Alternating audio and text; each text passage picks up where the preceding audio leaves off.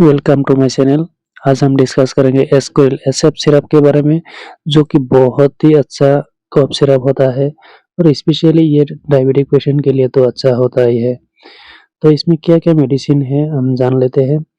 इसमें 3 तरीके का मेडिसिन का कॉम्बिनेशन है, टर्बिटोलिन सल्फेट, ब्रोमोहेक्सिन और गुआइफेनेसिन और एस्क्विल एसएफ सिरप जो कि 100 ml का कंटेनर में आता है। ये जो सिरप है एक्चुअली जिसका कफ हो और कफ के साथ-साथ म्यूकस जमा होता है, उस पेशेंट के लिए ये सिरप बहुत ही ख़ास काम करने वाला है। इस मेडिसिन का एमआरपी बोले तो अभी 135 रुपीज़ 135 में आता है और ये प्रोड्यूस कर रहा है ग्लेनमार्क फार्मास्यूटिकल्स लिमिटेड।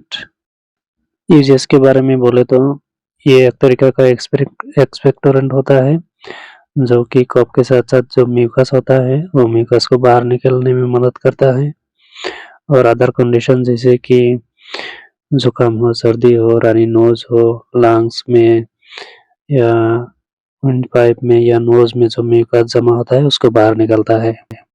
अब जानेंगे इसके डोजेस के बारे में। डोज़ नॉर्मली डिपेंड करता है पेशेंट के एज या उसका हेल्थ कंडीशन के हिसाब से। तो जो 12 साल के ऊपर है उसको 5 ml यानी ये येलो कलर का जो साइन है इस तरह 5 ml दिन में 2 बार दिया जाता है और 12 साल के नीचे 2.5 ml दिन में 2 बार दिया जाता है। अब नेक्स्ट आता है ये मेडिसिन काम कैसे करता है। एक्चुअली इसमें जो गुआइफेनेसिन है वो एक तरीके का एक्सपेक्टोरेंट होता है, जो कि म्यूकस का जो थिकनेस है उसको कम कर देता है, डिक्रीज कर देता है और इजीली म्यूकस जो है रिमूवल हो जाता है एयर पास के थ्रू। और उसके बाद टर्बिटोलिन जो कि एक ब्रोंकोडायलेटर होता है, जो कि एयर वे जो है उसको वाइडन कर देता है। वो जब बड़ा हो जाता है, वाइड हो जाता है, तो इजीली ये सांस लेने में मदद मिलता है।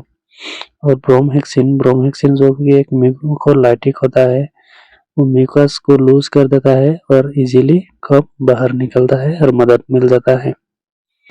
नेक्स्ट आता है इसका साइड इफेक्ट। इसका मेन जो साइड इफेक्ट है वो है स्लीपीनेस, यानी कि पेशेंट को ये दवा लेने के बाद ज़्यादा नींद आ सकता है, तो उस टाइम ड्राइव नहीं करना चाहिए और जो मेंटल प्रेशर वाला काम हो वो नहीं करना चाहिए। उसके बाद में हेडेक हो सकता है, थोड़ा बहुत डायरिया हो सकता है। अब लास्ट में जानेंगे कि किस-किस लोगों को ये मेडिसिन नहीं लेना चाहिए।